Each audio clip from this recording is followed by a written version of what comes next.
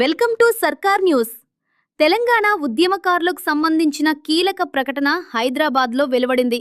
June 21న Hyderabad నగరంలో తెలంగాణ ఉద్యమకారుల ఆత్మీయ సమ్మేళనం నిర్వహించనున్నట్లు తెలంగాణ రాష్ట్ర ఉద్యమకారుల గౌరవ అధ్యక్షుడు డాక్టర్ పిడమర్తి రవి ప్రకటించారు. బషీర్బాగ్ ప్రెస్ క్లబ్లో జరిగిన సమావేశంలో ఆయన మాట్లాడుతూ, తెలంగాణ రాష్ట్ర వ్యాప్తంగా ఉన్న ఉద్యమకారులందరూ ఈ సమ్మేళనానికి భారీ సంఖ్యలో హాజరు కావాలని పిలుపునిచ్చారు. ఉమ్మడి రంగారెడ్డి జిల్లా ఉద్యమకారులు కూడా పెద్ద ఎత్తున పాల్గొనేలా చూడాలని జిల్లా అధ్యక్షుడు ఈడిగ సంజయ్ గౌడ్కు సూచించారు.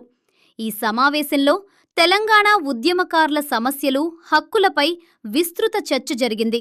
ప్రత్యేక తెలంగాణ ఉద్యమకారులకు 250 గజాల ఇంటి స్థలం, పెన్షన్, హెల్త్ కార్డులు, ఉచిత బస్ పాస్ సౌకర్యం, గుర్తింపు కార్డులు వంటి అంశాలను ప్రభుత్వం దృష్టికి తీసుకెళ్లి సాధించుకోవాలని డాక్టర్ పిడమర్తి రవి పిలుపునిచ్చారు. ఈ కార్యక్రమంలో బైరి నరేష్ గౌడ్, ఈడిగ సంజయ్, మొక్క ఉపేందర్, పల్సర్ ఆంజనేయులు గౌడ్, భాగం శ్రీనివాసరావు చౌదరి, బిఎన్ రమేష్ కుమార్, బి సురేష్ కుమార్, కాటేపల్లి వీరేంద్రనాథ్, రాగం శ్రీశైలం తదితర తెలంగాణ ఉద్యమకారులు పాల్గొన్నారు. ఇలాంటి తాజా రాజకీయ మరియు తెలంగాణ వార్తల కోసం సర్కార్ న్యూస్ను సబ్స్క్రైబ్ చేయండి. వీడియోను లైక్ మరియు షేర్ చేయండి. చాలా ఉద్యోగ సంఘాలని, ఆర్టీసీ కార్మికులని, తర్వాత అడ్వకేట్స్ ని, సింగరేణి కార్మికులని, వాళ్ళందరినీ ఆనాడు ఉద్యమంలో పాల్గొనందరినీ కూడా ఈ సమావేశాన్ని పిలుద్దాం.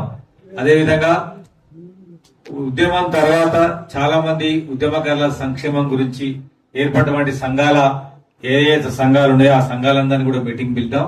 అందరినీ సమానం చేసి పెద్ద ఎత్తున జన సమీకరణ చేసి మనం విజయవంతం చేయడం కోసం అని మనం ప్లాన్ చేసుకుందాం. ఇప్పుడు చివరిగా మన ఎంఎన్ఎస్ జాతీయ అధ్యక్షులు బైరి నరేష్ గారిని మాట్లాడవలసిందిగా కోరుతున్నాం. అందరికీ సామాజిక ఉద్యమాలు. ముందుగా తెలంగాణ కోసం ప్రాణాలు అర్పించిన అమరవీరులకి జోహార్లు తెలియజేస్తూ,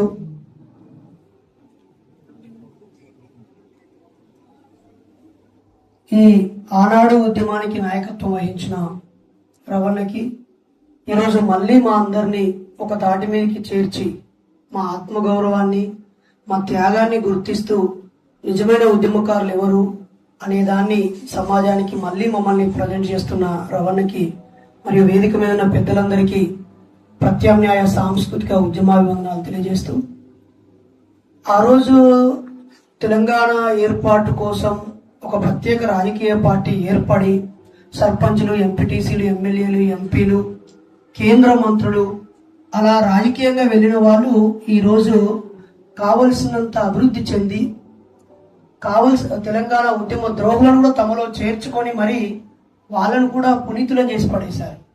కానీ ఆ రోజు రాజకీయ పార్టీలకి అతీతంగా ఉండి ఉద్యమం కోసం ఉదయం లేచినప్పటి నుంచి శిబిరాలను నడిపిస్తూ రోజుల తరబడి అన్ని సంఘాలను సమన్వయం చేసి నిరాదీక్షలో కూర్చోబెడుతూ ఎక్కడ ఉద్యమానికి పిలుపునిచ్చినా రాజీ పడకుండా చదువులు దూరం పెట్టి ప్రైవేట్ ఉద్యోగాలు త్యాగం చేసి ప్రభుత్వ ఉద్యోగానికి ప్రిపేర్ కాకుండా ఇలా ఉద్యమం కోసం ప్రయాణించినటువంటి త్యాగధనులకి సరి అయిన గౌరవం దక్కకపోవడం నిజంగా ఈ తెలంగాణ ప్రజలందరూ, పాలకులు ముఖ్యంగా సిగ్గుపడాల్సినటువంటి పరిస్థితి.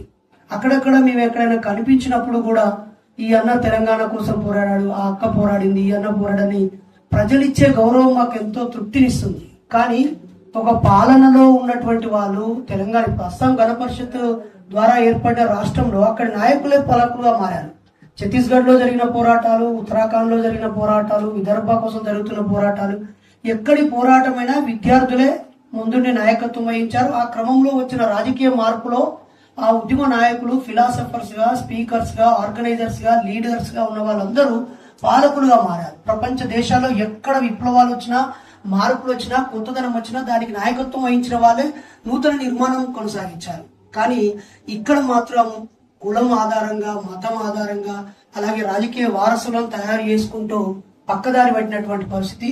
ఈ పరిస్థితుల్లో మొదటి దశ పోరాటంలోనే బోల్డంత మంది అమరులు అయిపోయి అందరినీ ఎమ్మెల్యేలను ఎంపీలను గెలిపించినా ఆ రోజు మోసం జరిగింది, మోసపోయినాం. ఈరోజు ద్రోహులుగా కొంతమంది చరిత్రలో మిగిలిపోయింది.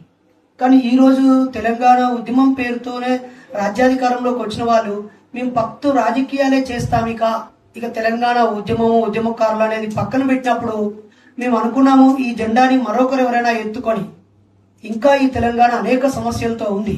ఇప్పుడు మార్వాడీల ద్వారా మనం ఎంతో కోసపడుతున్నామో రవణ ద్వారా మళ్ళీ వెలుగులోకి వచ్చింది. అలాగే ఇక్కడ ఉపాధి లేకుండా మెదకు నుంచి వలస వెళ్లిన వాళ్ళు, పాలమూరు నుంచి పొట్ట చేత పెట్టుకొని వలస వెళ్లిన వాళ్ళు తిరిగి వస్తున్నారని ఒకవైపు చెబుతూనే ఈరోజు ఉత్తరాది రాష్ట్రాల నుంచి, బీహార్లో నుంచి ఇక్కడికి వచ్చి ఇక్కడి స్థానిక కూలీల యొక్క కూలీని ధ్వంసం చేసినటువంటి ఇంకొక విధ్వంసం జరుగుతుంది. అలాగే ఇప్పటికీ ఇక్కడి వనరులపై ఆధిపత్యం ఈ ప్రాంత ప్రజలకు రాలేదు.